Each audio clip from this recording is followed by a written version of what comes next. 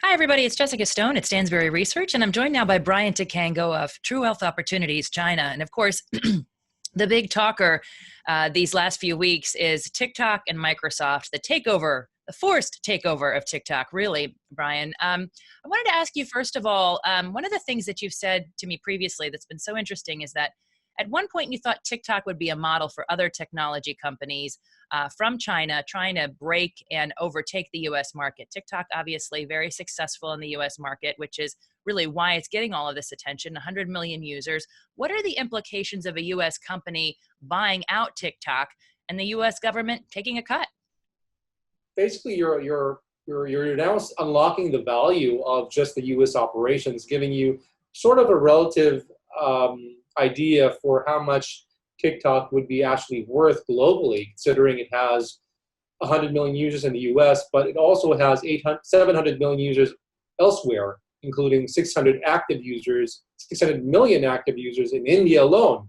I want to pick up on the other question I asked you, which is this whole idea of President Trump demanding a finder's fee for arranging a TikTok Microsoft merger. I mean, this has gotten resounding condemnation from the U.S. business community. The Wall Street Journal editorial board saying that he is undercutting America's moral and political currency vis-a-vis China. What are the implications here if this becomes the norm? Well, it goes to the bad stuff about this is two things. One is a forced takeover would essentially send a signal to the rest of the world. If we don't like you, but your product is good and you're innovative, we'll kick you out and we'll lock you out and we'll force you to be taken over by one of our companies. That stifles innovation in the home country, because you have companies like Facebook, Google, and Amazon. They'll just be saying, well, let's wait for the next hot stuff to come along. Let's buy it up, right? So that kills innovation, which is like totally against what America is all about. Now, with regards to Donald Trump, President Trump saying that he thinks the government should have a cut of the sale. I mean, I don't know how far this is going to go. It really sounds off the wall to me, and never heard of anybody say that. If it does push through, it sets a really bad precedent for not just Chinese companies, but any company for that matter doing business in China, in America. What are the ramifications for Microsoft if it takes the deal under these conditions in terms of its global reputation and reach? Well, it's a big deal for Microsoft. I mean, just not even global, 100 million users instantly in the US. And I guess if anyone can safeguard or claim to be able to safeguard information, Microsoft should be the one to do it. I mean, maybe a handful of companies.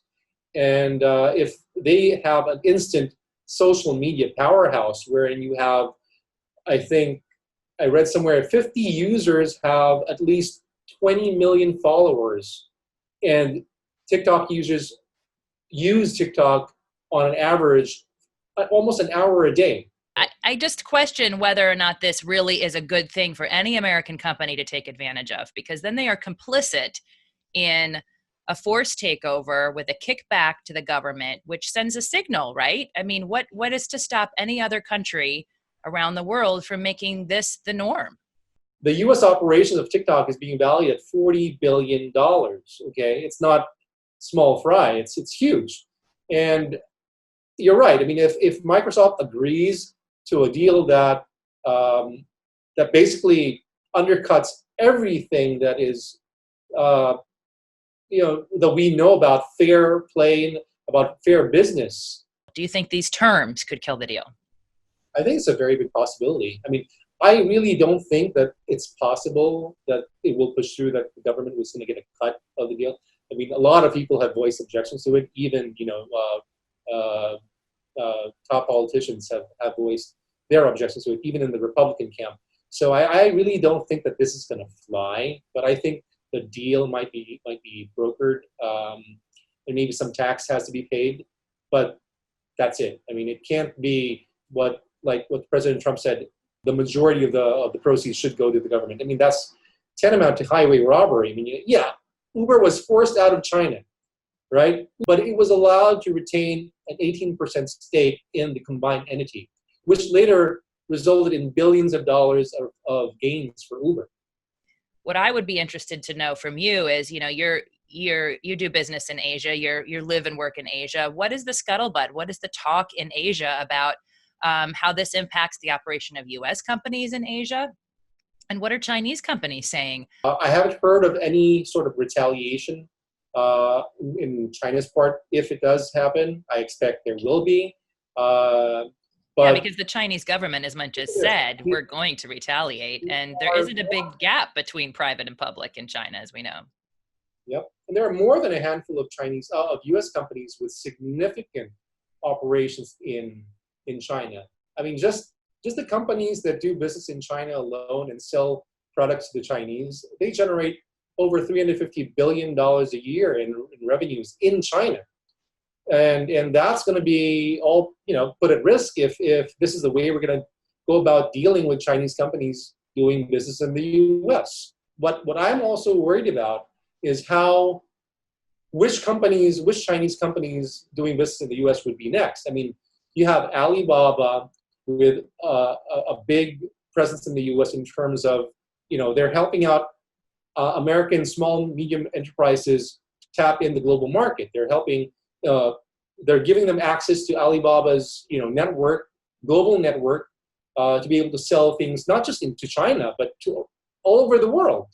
You have WeChat, which is used by, surprise, surprise, almost 3 million people in the U.S. All right, Brian Takeover there. Thanks so much for joining us with all of those insights on TikTok and the forced sale of TikTok based on national security grounds. And if you would like to read more of Brian's insights, please hover over your screen now and you'll be connected to a subscribe link to True Wealth Opportunities China. You can also subscribe to our YouTube channel for more content like this. Also, please do find us on Facebook, Instagram, LinkedIn, and Twitter. Not yet TikTok, though. Thanks so much for watching. That's all for now.